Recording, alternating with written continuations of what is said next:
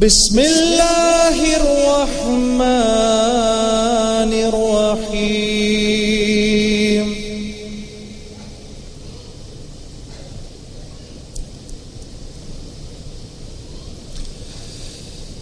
والعادیات ضبحا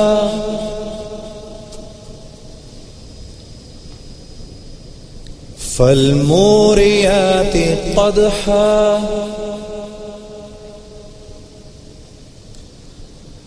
فالمغیرات صبحا۔ اللہ کے نام سے جو بڑا مہربان نہایت رحم کرنے والا ہے۔ ان سر پر دوڑنے والے گھوڑوں کی قسم جو ہانپ اٹھتے ہیں، پھر پتھروں پر نال مار کر آگ نکالتے ہیں، پھر صبح کو چھاپا مارتے ہیں۔ فأثرن به نقعا فوسطن به جمعا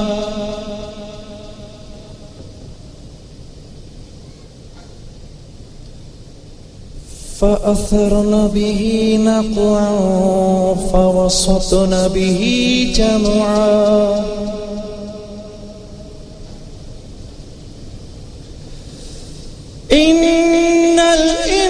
الإنسان لربه لكنود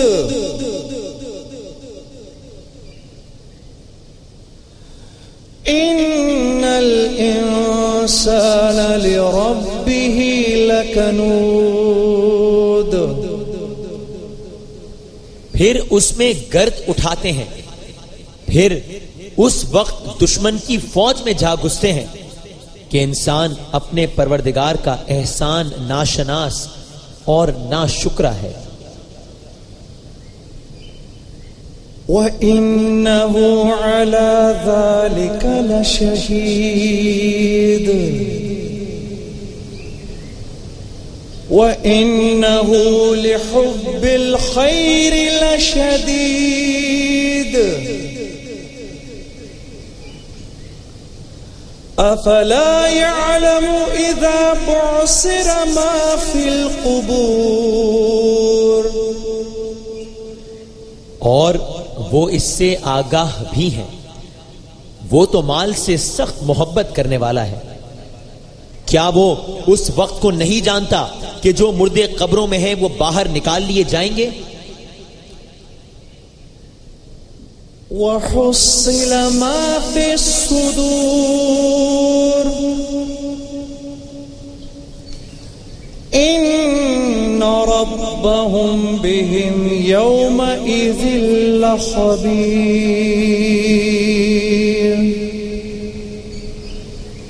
اور جو بھید دلوں میں ہیں وہ ظاہر کر دیے جائیں گے، بے شک ان کا پروردگار اس روز ان سے خوب واقف ہوگا۔ صدق اللہ العظیم۔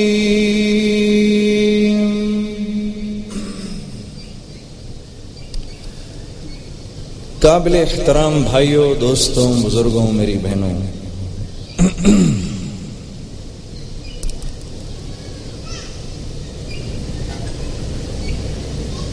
قرآن کے مفسرین لکھتے ہیں کہ اس سورت میں اللہ رب العزت نے 3 نقطے اٹھائے ہیں۔ یہاں گھوڑوں کا ذکر ہے، جیسے ابھی ہمارے بھائی نے ترجمہ فرمایا، گھوڑوں کا ذکر۔ کون سے گھوڑے؟ جو جنگ میں استعمال ہوتے ہیں، جو تیز دوڑتے ہیں، اور ایسا تیز دوڑتے ہیں کہ ہانپنے لگتے ہیں۔ ان پر اللہ کے راستے کے نکلے ہوئے مجاہدین بیٹھے ہوئے ہیں، جو اللہ کو اتنے پسند ہیں کہ اللہ نے ان کے گھوڑوں کی قسم کھائی تو اللہ کو اپنے راستے میں نکلے ہوئے لوگ اتنے پسند ہیں کہ اللہ رب العزت نے ان کے گھوڑوں کی قسم کھائی. تو سوچو یہ لوگ اللہ کو کتنے پیارے ہوں گے جو اپنے زندگی کے اوقات اللہ کو دیتے ہیں. اگر اللہ رب العزت صرف اور صرف اپنے راستے میں نکلے ہوئے انسان کی تعریف فرماتے تو وہ تعریف اور محبت کی انتہا جو اللہ ہمیں سمجھانا چاہتے ہیں وہ شاید ہمیں سمجھ میں نہ آتی. ہاں آپ دین سیکھنے کی نیت سے نکلے تو اللہ کے راستے میں نکلے, نماز پڑھنے کی نیت سے نکلے, مسجد جا رہے ہیں اللہ کے راستے میں ہیں. تو اگر اللہ آپ ہی کی تعریف کرتے تو وہ بات شاید اتنی سمجھ میں نہ آتی. روایت میں آتا ہے کہ جو مسجد کی طرف جاتا ہے فرشتے اس کے قدموں کے نیچے اپنے پر بچھاتے ہیں. تو اللہ ان پروں کا ذکر کر رہے ہیں تاکہ جو ان پروں پر چل رہا ہے اس کی قدر و قیمت سمجھ میں آئے. تو اس لیے اللہ ان گھوڑوں کی تعریف کر رہے ہیں تاکہ جو ان گھوڑوں پر بیٹھا ہوا ہے اس کی قدر و قیمت سمجھ میں آئے. میں آپ کے لباس کی تعریف کر رہا ہوں. وسیم یہ آپ نے کیسا خوبصورت کرتا پہنا ہے. دراصل یہ تو کپڑے کا ایک ٹکڑا ہے جو جوڑا گیا ہے, یہ آپ کے بدن پر آ کر خوبصورت ہو گیا ہے. تو دراصل میں آپ کی وجاہت کی تعریف کر رہا ہوں, کپڑے کی تعریف نہیں کر رہا. یہ کر رہے ہیں اللہ اس میں کہ جو اللہ کے راستے میں نکلا ہوا ہے اللہ اس کے گھوڑوں کی تعریف کر رہے ہیں. پھر جب وہ گھوڑے تیز دوڑتے ہیں اور ان کے نال زمین پر لگتے ہیں اس سے جو چنگاریاں نکلتی ہیں, اور پھر وہ گھوڑے جب رات کو شبخون مارتے ہیں, اللہ یہ بتانے کی کوشش کر رہے ہیں کہ دیکھ تو اس گھوڑے کو چارہ ہی تو ڈالتا ہے, تو اس گھوڑے کو چارہ ہی تو ڈالتا ہے, تھوڑا سا کھلاتا ہے پلاتا ہے, دیکھ یہ تیرے سے کیسی وفاداری نبھاتا ہے کہ یہ دوڑ رہا ہے, نہ تو سامنے سے آنے والے تیروں کی پرواہ کرتا ہے نہ نیزوں کی پرواہ کرتا ہے. جب دشمن کی فوج میں گھستا ہے تو یہ تجھ سے پہلے اس فوج میں گھستا ہے اور اپنی ٹانگیں پہلے نہیں لے کے جاتا بلکہ اپنی گردن پہلے آگے کرتا ہے. ان الانسان لربہ لکنود. انسان اللہ کی کتنی نعمتوں کو استعمال کرتا ہے لیکن کتنا بڑا ناشکرا ہے. یہ ہے وہ بات جو اللہ بتانا چاہ رہے ہیں. اس گھوڑے کو تو نے صرف چارہ ہی ڈالا ہے, یہ تیرے لیے اپنی گردن کٹانا چاہ رہا ہے. تجھے تو اشرف المخلوقات بنایا, نعمتوں کی بارش تجھ پر کر دی, بلکہ نعمتوں کی بارش کیا, یہ پوری کی پوری کائنات ہی تیرے لیے بنائی, اور تو دیکھ میرا کتنا ناشکرا ہے. تو دو باتیں تو یہ ہوئی. تیسری بات جو اللہ رب العزت اس صورت میں ہمیں سمجھانے کی کوشش کر رہے ہیں وہ یہ ہے کہ مال کی کیسی محبت ہے تیرے دل میں, مال کی کیسی محبت ہے تیرے دل میں کہ اس محبت کی وجہ سے تو اس کو سارا وقت اپنے پاس رکھنا چاہتا ہے, لوگوں پر خرچنا نہیں چاہتا. کیا تجھے اس بات کا احساس نہیں کہ ایک دن تو نے مرنا ہے اور مر کے تو نے قبر سے نکلنا ہے؟ تو انسان کے اندر کا جو بخل ہے اللہ رب العزت قرآن کی ان آیات سے اس کو صاف فرما رہے ہیں. اور ایک اور بڑی ضروری بات, وَحُصِّلَ مَا فِي الصُّدُورِ, اللہ فرما رہے ہیں وسیم جب تم میرے پاس آؤ گے تو نہ میں تمہارا سٹیٹس دیکھوں گا, نہ میں تمہارا مال دیکھوں گا, نہ میں تمہارا خاندان دیکھوں گا, نہ تمہاری ذات پات دیکھوں گا. وَحُصِّلَ مَا فِي الصُّدُورِ, میں تو تمہارے دل کو نچوڑ کے دیکھوں گا کہ اس کے اندر میں کتنا ہوں, کتنا موجود ہوں. میرے عزیز دوستوں, میرے بھائیوں اور میری بہنوں, یہ زندگی گزارنے کے لیے نہیں ہے, یہ ایک انتہائی شاندار آخرت بنانے کے لیے ہے. اللہ یہ بات مجھے بھی سمجھا دے, آپ سب کو بھی اللہ اس بات کو شرح صدر کرے. ایک بریک لیتے ہیں, بریک کے بعد انشاءاللہ آپ سے پھر ملاقات کرتے ہیں. کیسے تجھ سے کروں سامنا, گر رہا ہوں ذرا تھامنا. میرے بھائیوں اور میری بہنوں, آپ کو پتہ ہے ہم یہ اتنی عبادات کیوں کرتے ہیں؟ اللہ نے کیوں حکم فرمایا ہے؟ اللہ رب العزت کیوں فرماتے ہیں نیکی کرنے کو؟ اللہ رب العزت کیوں فرماتے ہیں صلاۃ الحاجات پڑھنے کو؟ اللہ رب العزت کیوں فرماتے ہیں میرے بندے روزہ رکھ؟ اللہ رب العزت کیوں فرماتے ہیں میرے بندے اپنے مال کو خرچ کر؟ ایک وجہ اس کی کہ میرے بندے کا میرے لیے قربانی دینے سے مجھ سے اس کا ایسا تعلق بن جائے کہ اس کو یقین ہو جائے اس بات کا کہ اس کی ہر ضرورت مجھ سے جڑی ہوئی ہے. یہ وجہ ہے.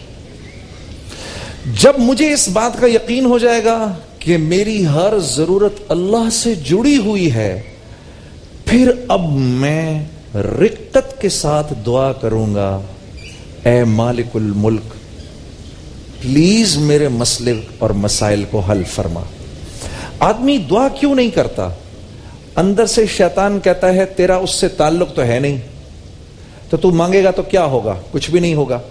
حالانکہ جب وہ ہم سے گناہ کرواتا ہے تو ایک دفعہ ہمیں دھوکہ دیتا ہے, پھر وہ دوبارہ سے ہمیں دھوکہ دینے کے چکر میں ہوتا ہے کہ کیونکہ تو نے گناہ کر لیا اب تیری بات اللہ کے ہاں قابل قبول نہیں, دعائی نہیں قبول ہوگی. یہ اس کا دوسرا دھوکہ ہوتا ہے. ارے میرے دوستو, میرے عزیزو, اللہ رب العزت کی رحمت کی وسعت تو بے کراں ہے. ہمارے گناہوں کی اللہ کے ہاں کوئی قیمت نہیں, صرف دل کے اندر, جیسے آج قرآن کی تلاوت ہوئی وَحُصِّلَ مَا فِي الصُّدُورِ, دل میں ندامت ہو, یا اللہ مجھ سے یہ غلطی ہو گئی, مجھے معاف کر دے. دل سے یہ ندامت ہو. اللہ رب العزت کی رحمت ہر وقت متوجہ ہے اپنے بندے کو مشکلات سے نکالنے کے لیے. کیوں؟ کیونکہ مشکل کشا تو اسی کی ذات ہے, اور کسی کے پاس مسائل کا حل نہیں, صرف اس کے پاس ہے. اسی لیے قرآن کہتا ہے وَمَن يَتَّقِ اللَّهَ يَجْعَل لَّهُ مَخْرَجًا وَيَرْزُقْهُ مِنْ حَيْثُ لَا يَحْتَسِبُ. میرے بندے مجھ سے ڈر, میں تجھے ہر مشکل سے نکالوں گا, رزق وہاں سے دوں گا جہاں سے تو تصور بھی نہیں کر سکتا. اسی لیے میرے نبی نے فرمایا الدعاء مخ العبادہ, کہ دعا عبادت کا مغز ہے.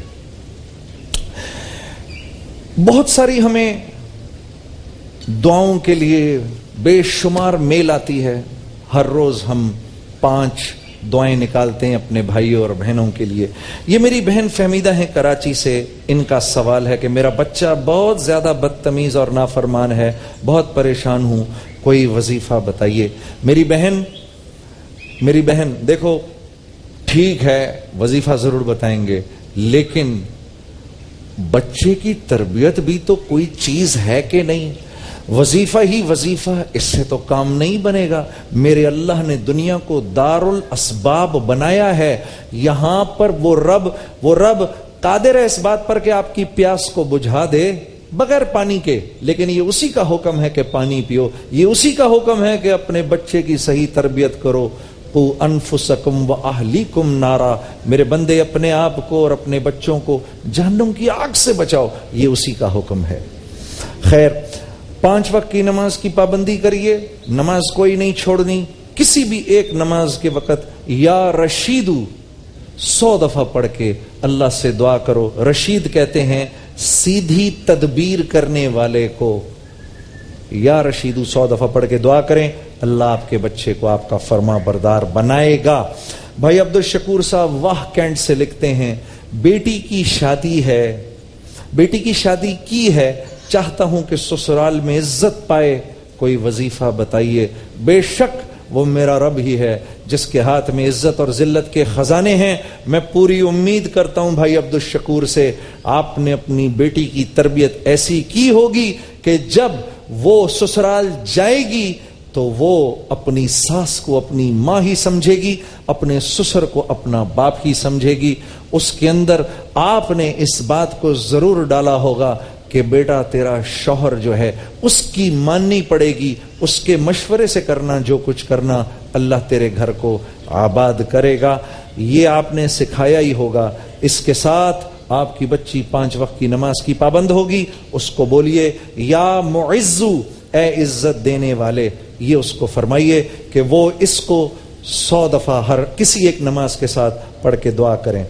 فراز علی صاحب حیدرآباد سے لکھتے ہیں تعلیمی مراحل میں بعض دفعہ رکاوٹیں آ جاتی ہیں، تعلیمی مرحلے کی تکمیل کے لیے کوئی وظیفہ بتا دیں۔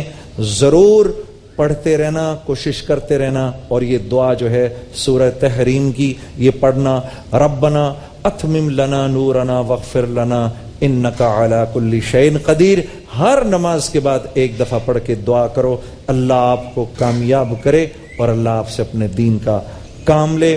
اور سلیم بھائی کراچی سے لکھتے ہیں کہ والد صاحب کے انتقال کے بعد وراثت کے معاملے میں ہم بھائیوں میں بہت اختلاف ہو گئے ہیں، کوئی ایسا وظیفہ بتا دیں کہ سب شیر و شکر ہو جائیں۔ وظیفے کے علاوہ میں یہ بھی بتا دوں، ہر بھائی اگر اپنا حق چھوڑنے والا بن جائے تو جو حق چھوڑنے والا بنے گا اللہ رب العزت اسی کو سر بلند کرے گا۔ ذرا محبت کے ساتھ یہ دعا پڑھیے، ربنا اغفر لنا ولاخواننا الذین سبقونا بالایمان، اور یہ پوری قرآن کی آیت ہے، انک رؤوف الرحیم، سورہ حشر کی آیت ہے، اس کو ہر نماز کے بعد ایک دفعہ پڑھ کے دعا کریے، اللہ آپ لوگوں کو واقعی شیر و شکر کرے گا۔ ہاں یہ بڑی خوبصورت دعا ہے۔ سلامت علی بھائی کراچی سے لکھتے ہیں اولاد سے محروم ہوں، کوئی وظیفہ تجویز فرما دیں۔ یہ اولاد سے جتنے لوگ ابھی فی الحال محروم ہیں، میں آپ لوگوں کو یہ بشارت دینا چاہتا ہوں کہ وہ رب کبھی بھی اس سے مایوس نہ ہونا کہ ہر تالے کی کنجی اس کے پاس ہے۔ اگر وہ ابراہیم علیہ السلام کو 84 سال کی عمر میں اسماعیل علیہ السلام دے سکتا ہے تو آپ کو بھی دے سکتا ہے۔ دیکھو 60 سال انہوں نے دعا کی، اللہ سے مایوس نہیں ہوئے۔ یہ ساری باتیں جو ہم تک پہنچی ہیں یہ اس لیے ہیں کہ ہم اللہ سے حسن ظن رکھیں اور اللہ سے کبھی بھی مایوس نہ ہوں، نا امیدی نہ کریے گا۔ اس کے علاوہ یہ دعا پڑھیے، رب حب لی من لدنک ذریۃ طیبۃ انک سمیع الدعاء۔ یہ آل عمران کی آیت نمبر 3 ہے، پروردگار مجھے اپنی جناب سے اولاد صالح عطا فرما، تو بے شک دعا سننے اور قبول کرنے والا ہے۔ تو یہ تو آپ لوگوں کے لیے دعائیں تھیں۔ ہمارے ساتھ جی وسیم، ہمارے ساتھ ہمارے معزز دوست تو ہیں ہی جی، محسن بھائی اور وسیم بھائی اور سبھی بھائی بھی موجود ہیں۔ رحمانی صاحب آج ایک بار پھر ہمارے ساتھ شان رمضان میں موجود ہیں۔ ذرا ہم آغاز کرتے ہیں محمود بھائی آپ لوگوں سے اور پھر انشاءاللہ سبھی بھائی سے کلام کریں گے انشاءاللہ۔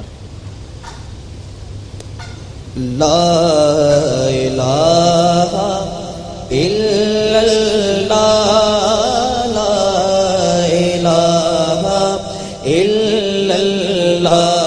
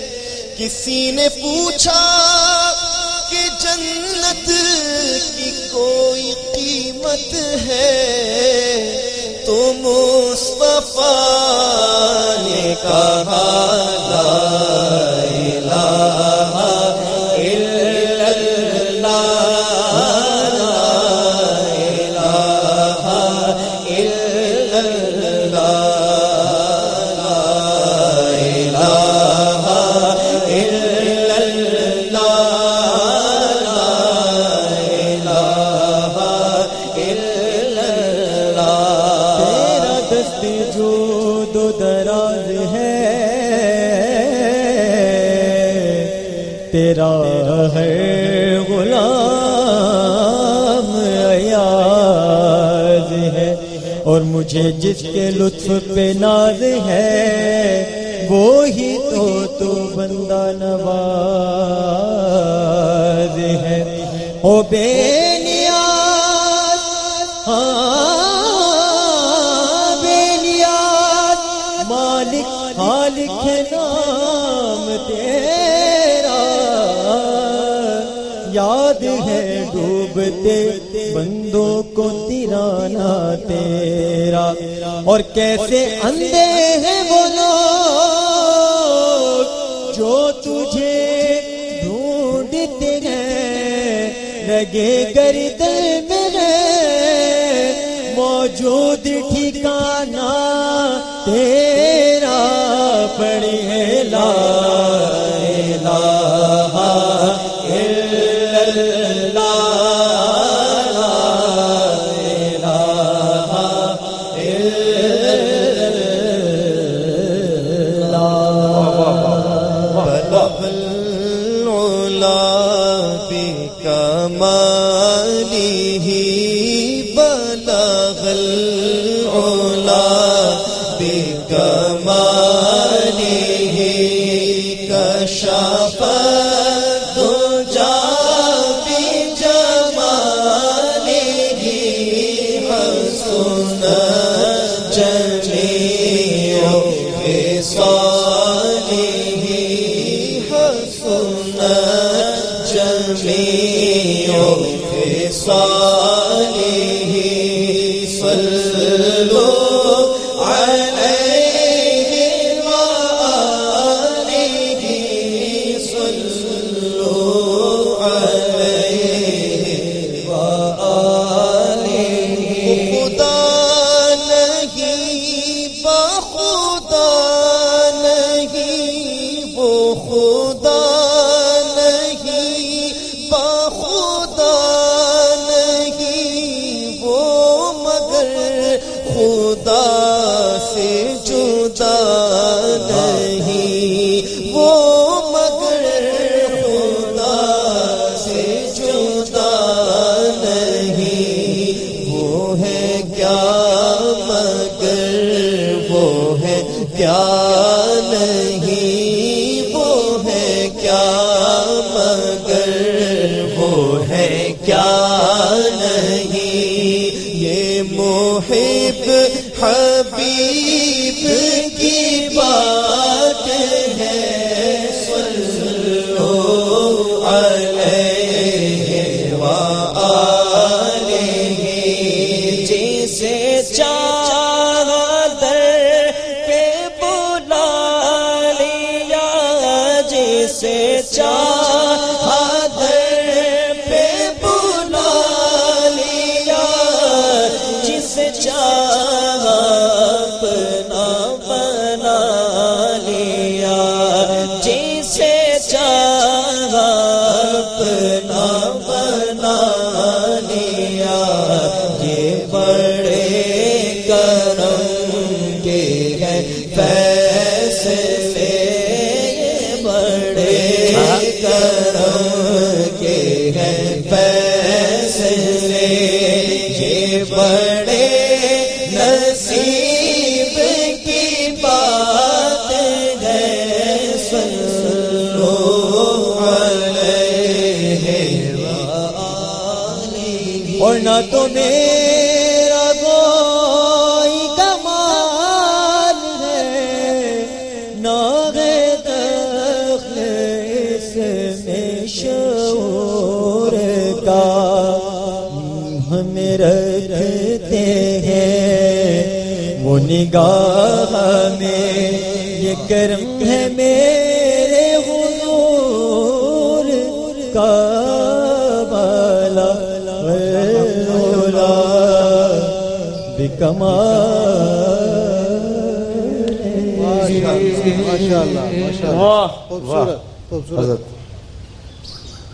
اللہ نے پہنچایا،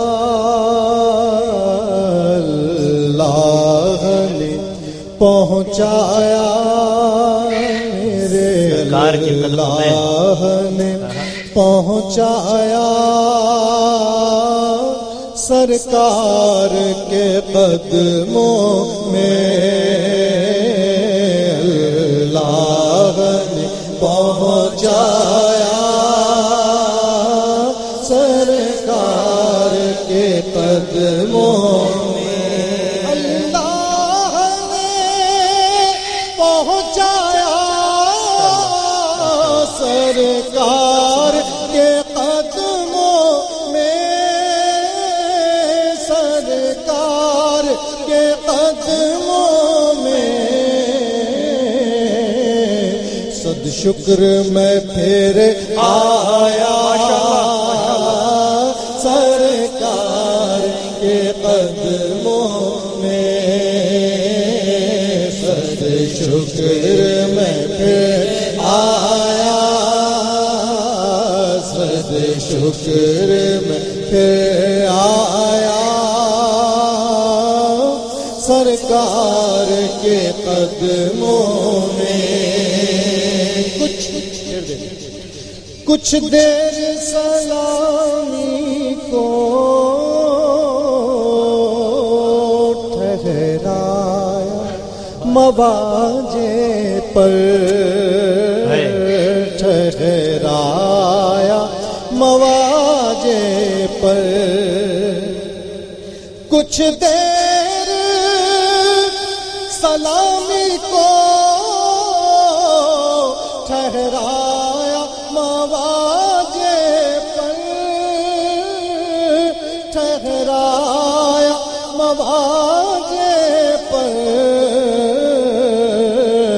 پھر مجھ کو ادب لایا سرکار کے قدموں میں، کچھ کہنے سے پہلے ہی پوری ہوئی ہر خواہش، پوری ہوئی ہر خواہش، کچھ کہنے سے پہلے ہی پوری ہوئی ہر خواہش، سوچوں سے سوا پایا سرکار کے قدموں میں۔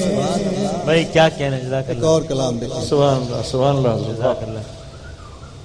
اللہ تعالیٰ حضور علیہ الصلوۃ والسلام کی بارگاہ میں حاضری کی یہ تمنا بار بار پوری کراتا رہے ایسی سرشاری سے۔ آمین۔ تم اپنا دامن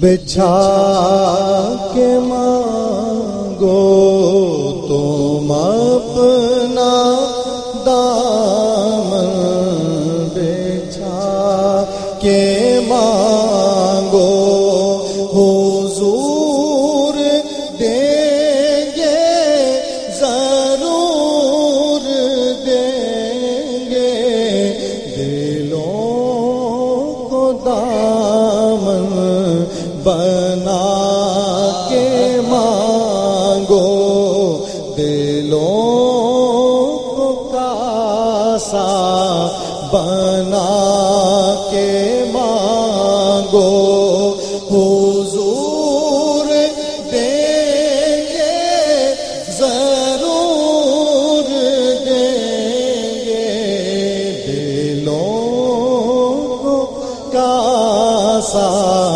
بنا کے مانگو جہاں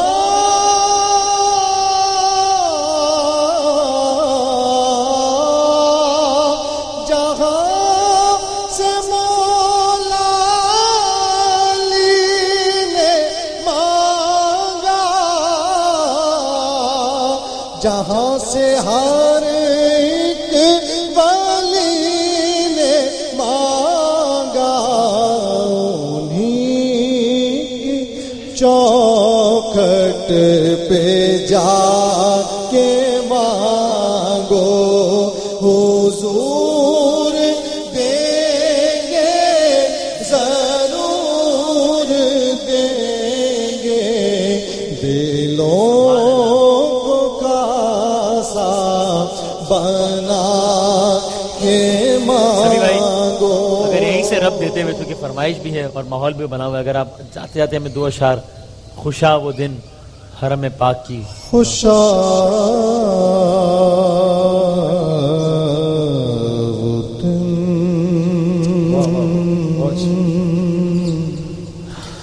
حرم پاک کی فضا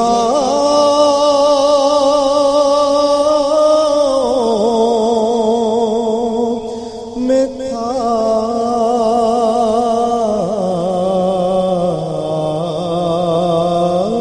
خوشا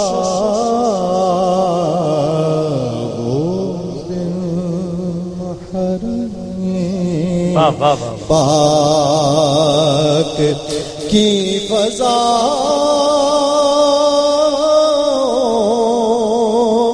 میں تھا زبان خاموش تھی، دل محو التجا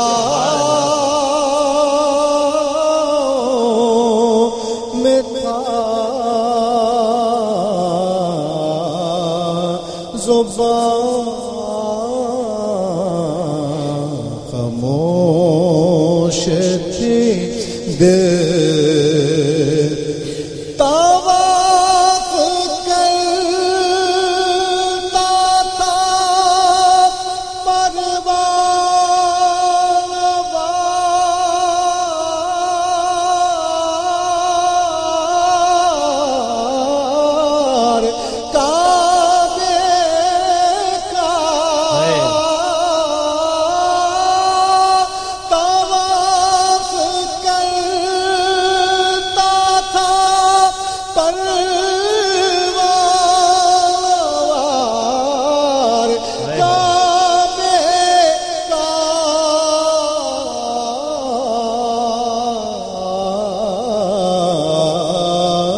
جہان عرض و سما جیسے میرے پاؤں میں تھا،